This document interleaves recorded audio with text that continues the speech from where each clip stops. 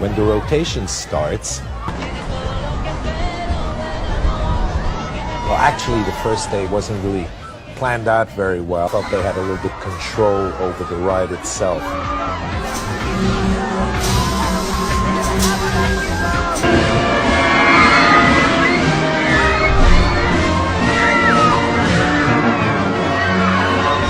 This contraption is the Dandelion.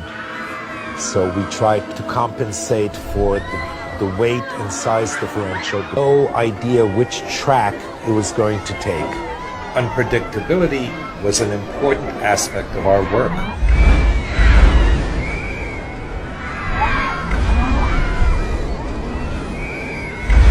These machines provide total freedom. Everything is on hold while you're being centrifuged.